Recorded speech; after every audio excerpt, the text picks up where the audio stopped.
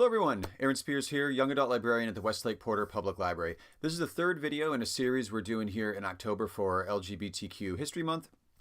And so if you haven't seen the other two, they are kind of standalone, but I think it provides a lot better context if you watch all of them, so I would recommend it. Also, since I put them together, I'd like to promote them as well.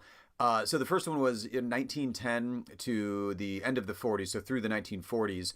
We looked at LGBTQ representation via the characters that are on screen in those particular movies.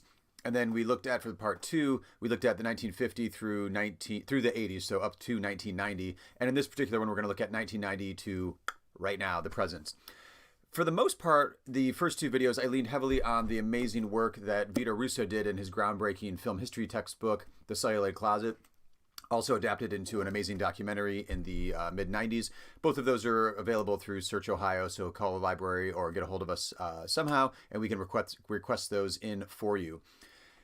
One of the things we went over in the first two of these videos was the need for good quality representation. As teens and as young adults growing up in the world, you need good quality role models if you're not finding them, or in addition to finding them in your own home and in your own family, in your own neighborhood, in your own friend circle. The media provides, hopefully, good quality role models to look up to. And as we noted in the first two installments, kind of dicey throughout most of film history. It's especially bad in that middle portion from the 50s through the 80s. And unfortunately, Vita Russo himself passed away in 1990. He was in his 40s, so Celluloid Closet really does not cover the era that we're looking at in this particular installment. I think Vita Russo would have been pretty ecstatic with what was going on in film as far as representation goes and stories told through film, but we'll never know because he didn't make it that far. One of the things that's worth looking at, though, we're starting off in the 1990s, and there's a huge boom in film distribution and an exhibition that occurred in the 1990s via the Sundance Film Festival. It was the independent film boom. Within that within that movement, there's a smaller subgenre within that movement called New Queer Cinema that B. Ruby Rich wrote about a lot in a book of the same name, which I didn't put near me to grab, so I'll pop up the image right here so you can take a look at that book. And it deals with this kind of new class of out queer filmmakers that were putting great characters front and center in their films. A few examples of these would be like The Doom Generation from Greg Araki. You've got the documentary Paris is Burning about the New York City drag scene. You've got Rose Troche's amazing romantic comedy, Go Fish. You've got Swoon. All of those films are available through Search Ohio. So again, give us a call at the library. We can get those requested in for you because they're not currently physically in the building in our collection, but we can request those in to watch. They are fantastic it's a fantastic movement that you can watch counter to the blockbuster mentality that was kind of at the end of the 80s, going into the 90s, coming out of Hollywood. That's not good for representation whatsoever. But this independent film movement was, and also some of those movies were financial successes. So I think one of the things that B. Ruby Rich argues is that these films are really important because some of them did make money and they did put a stamp on the culture. They were culturally influential. And that allowed Hollywood then to kind of explore and include and have better representation going into the 90s, coming out of legitimate, big budget studio films. So let's get into that part right now. So we've gone through like the new queer cinema movement.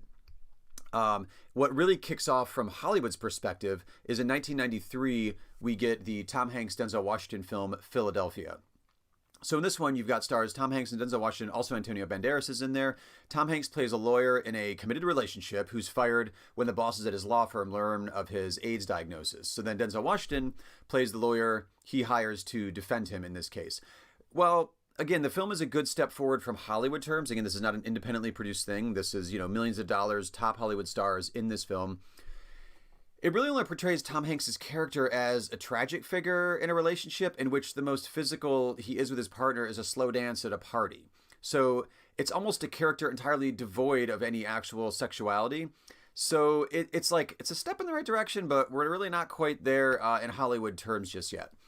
We do get an interesting step forward in 1995 coming out of Hollywood with Tu Wong Fu, Thanks for Everything, Julie Newmar, which stars Patrick Swayze, Wesley Snipes, and John Leguizamo.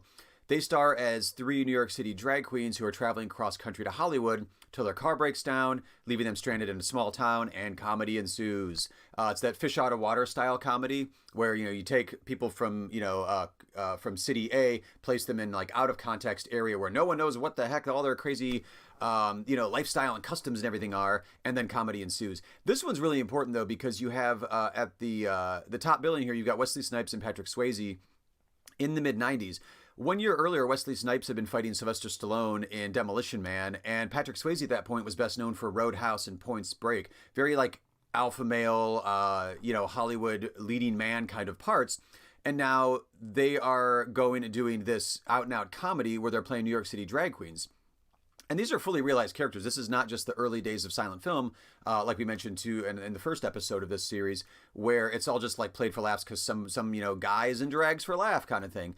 It's not that at all. It's actually well-defined roles that are really interesting. And also, once again, when released in theaters, this movie made a lot of money. It made almost $50 million in 1995. So it signaled like, yes, you can have much more inclusive and diverse casting and also the roles that are portrayed. And you can get traditionally, kind of alpha male action stars to play roles that are counter to that, but also shows off that they're not just, action stars. These are pretty decent actors for the most part. In 1996, the following year, we get The Birdcage, which is a remake of a French film, La Cage aux Folles. I hope I pronounced that right. My French is super rusty, if almost non-existent. This is Robin Williams and Nathan Lane play a couple who agree to put up a false straight person persona so that their son can introduce their fiance's right-wing conservative parents, played by Gene Hackman and Diane Weiss. And, of course, comedy ensues. So kind of counter to when I referenced, in episode 1 of the series that we did, the silent comedians was, let's have a guy dress up as a woman, isn't that hilarious? It kind of inverts that in The Birdcage to you have out characters who are dressing up and putting on a straight persona in order to appease these right-wing conservative parents. So it inverts that kind of like traditional easy laugh go-to punchline in Hollywood to kind of an interesting kind of subversive degree. Then in 1997, you get Kevin Kline starring in the movie In and Out, which tells the story of a small-town high school teacher who is accidentally outed when a former student of his, a former theater student who goes on to Hollywood fame and fortune, well, he wins an Oscar. So during his Oscar acceptance speech, he outs this teacher, and, comedy ensues. It actually goes back to like the Tu Wong Fu aspect. Like it's taking, small town rural America, and then now you're placing an accidentally outed gay character to that. The trick with this one, though, not the trick, but the narrative device in this one is that Kevin Kline spends half of the movie denying the whole thing before coming out to the whole town at his wedding. And, the second half is the fallout from that. So these movies in the 90s, going up to the late 90s, are hits. They are coming out of Hollywood, and they are really important milestones in representation. But then you have this amazing, like, completely breakout hit in 2005 with Brokeback Mountain. So in Brokeback Mountain, you've got two cowboys played by Jake Gyllenhaal and Heath Ledger who have a secretive relationship. This movie is really important and influential for a number of reasons. The first of which would be, again, we're dealing with Hollywood here, it made money. Brokeback Mountain was made for $14 million and made almost $200 million.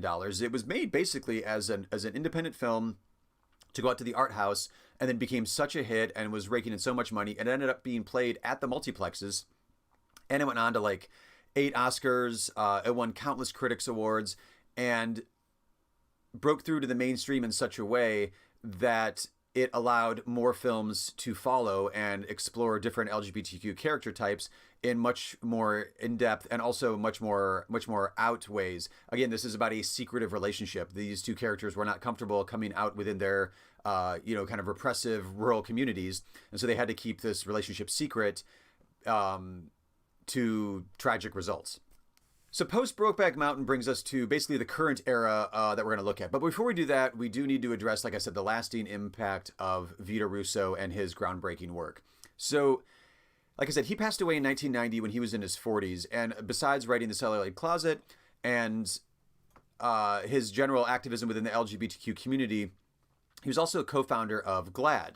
And GLAAD ended up developing what they call the Vita Russo test.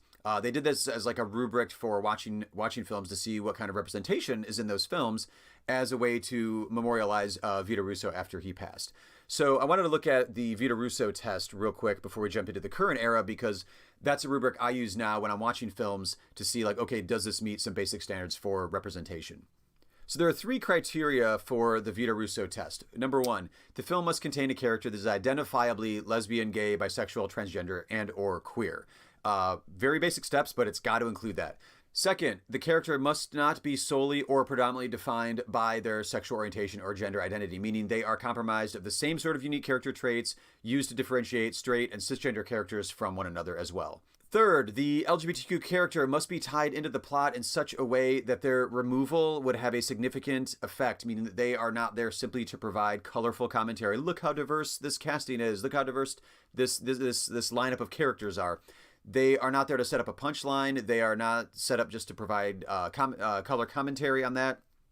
They are there because they matter as a character and they're integral to the plot. And if you take them out, the plot is ruined. This is not asking too much. These are 3 very easy bullet points that should be very easily met within even just conventional dramatic standards for narrative storytelling. So this gives us a good criteria when evaluating a film to see what kind of representation that film is providing. There's other resources that GLAAD puts out each year, which are great benchmarks for how Hollywood is doing. Feel free to check that out. If you go over to their website, they have the Studio Responsibility Index they publish each year, in which they apply the Vita Russo test. They look at the major studios and rank them on, I want to say, like 6 or 7 different bullet points, what they're doing. They're also charting them year by year, so you can see if it's trending up or down or staying flat or whatever else is going on there, which is also good because it's great. It's great Hollywood analysis because they dive into the hits. Like in the past year, Avengers Endgame didn't pass, isn't very good. Stuber, Rise of Skywalker, Toy Story 4. Like they go over all of the major Hollywood releases and give you some, like I said, some bullet points on what their representation is doing, what the quality is, how that studio is dealing with things, and do the films pass the Vita Russo test. So a few in the modern era that I wanted to jump in and discuss because they do pass the Vita Russo test. Milk by Gus Van Sant. Milk tells the story of Harvey Milk. There's actually also a documentary of the same called The Life and Times of Harvey Milk that the directors actually of the Celluloid Closet movie made before they made the Celluloid Closet documentary. So Milk stars Sean Penn as Harvey Milk, one of the first out publicly elected officials in San Francisco, well, in the world, or in America, but he was elected in San Francisco. If you don't know Harvey Milk's story, I'm not going to spoil anything now, but is a biopic that Sean Penn won the Oscar for and also won Screenplay Oscar as well. So again, we're getting cultural recognition, box office recognition, meaning it's a financial success, and awards recognition. So then we jump to 2010 and we get The Kids Are All Right, starring Julianne Moore and Annette Bening. This tells the story of 2 lesbian parents. They use a donor to birth 2 kids, and then the kids want to know about their birth dad. And then they go through and comedy ensues. This is a really good balance, though, between drama and comedy, and it blends it in so well because these are robust characters that have full lives, that have arguments, that they are there for each other. It's a great family dynamic that they're portraying on screen. Gets into ideas of, what is parents biologically versus day-to-day, who's there to raise you, what is a family unit, what does being a family mean, that sort of thing. And then we have the breakthrough as far as, again, it's kind of Brokeback Mountain 2.0 in a certain extent with Moonlight in 2016. You have an independent film that goes on to financial success at the box office and also award success as well. It does win the Oscar in 2016 for Best Motion Picture. This one is just one of my favorite movies of the decade so far as well, so personal fave. This one is told in 3 different segments. So it's one child's journey to becoming a man. So you have him as a child, you have him as a teen, you have him as an adult. And he's growing up in a very poor neighborhood in Miami, in Florida. And you have this sort of triptych of, you see him maturing through the years. And it's played by 3 different actors, all turning in amazing performances. And what does it mean to be a gay man when you're just a child, which is not a man at that point, obviously, to be a gay teen and then also to be a gay man in a society and in a culture and in a neighborhood specifically within Miami that is not that helpful and is not that encouraging and is not that supportive at all. Which sounds horribly tragic, but this movie is so amazing because it's actually so full of hope and joy and one of those, like, the triumph of the human spirit sort of things that you'll just end up crying tears of joy by the end of it. So after Moonlight, we're basically in the modern era at this point right now. So This is the part where it's very similar to the 90s new queer movement, that it's a focus on youth. I know this because I've studied film history, multiple movements, multiple countries. It's always the youth. It's young directors, it's young actors, it's young producers, it's young screenwriters that are coming in and they want to make their voice heard. They have things to say. They bring a fresh perspective on the world, and they end up opening doors and pushing boundaries that, the establishment or older people just weren't doing. I feel like that's probably true in a lot of art forms as well. But specifically in film, it definitely is. And post Moonlight, from like 2017 till the current, it's entirely led by young people's stories, young people, directing films for the first time, young people writing films for the first time. It's astounding. So the first one I want to jump in with is Luca Guadagnino did a film in 2017 called Call Me By Your Name, starring Armie Hammer and Timothée Chalamet.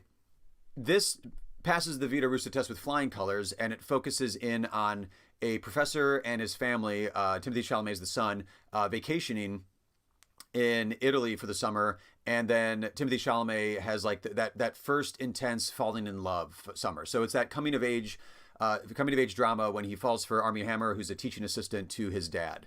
Also in 2017, you have Greta Gerwig's film Lady Bird, starring Saoirse Ronan and Bernie Feldstein.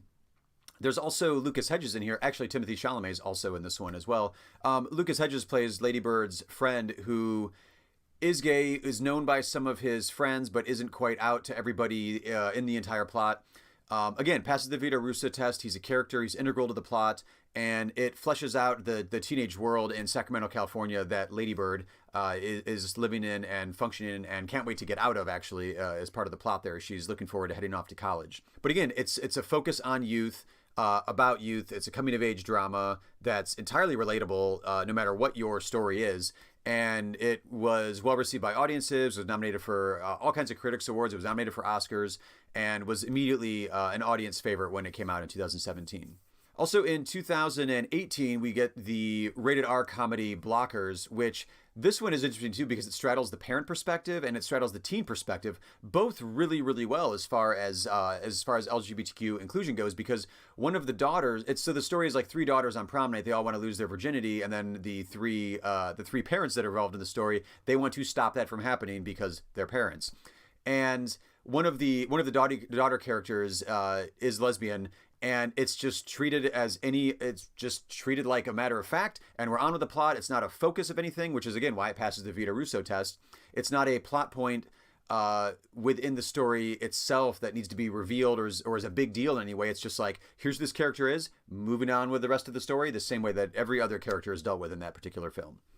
Also in 2018, you have a big deal in the world of young adult novels as well, because Simon versus the Homo Sapien Agenda was adapted to a hit and critically acclaimed feature film called Love, Simon. In this case, Nick Robinson plays the titular Simon, who has basically a secret pen pal relationship with another boy at his school.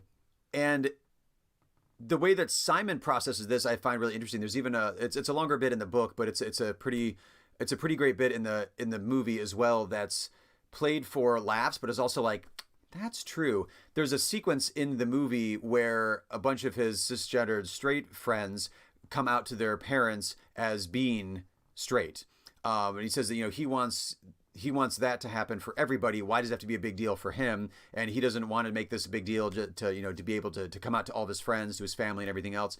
But it gives you this interesting perspective to the inner monologue of a teen who's dealing with some of these issues, albeit in an overridingly comedic way in this particular story, where he is able to be himself secretly as he's emailing back and forth with a secret admirer who he does not know the identity of. And the last one we want to focus on in this particular series from 2019, just a year ago, is Booksmart, Olivia Wilde's directorial debut. This one stars Bernie Feldstein, who played the best friend in Lady Bird. She gets a starring role here along with Caitlin Dever, who are best friends, overachievers, top of their class, basically graduating high school in a day. And they decided that they realized that all of their friends at their high school also got into good colleges and are on the path to great careers and a great life.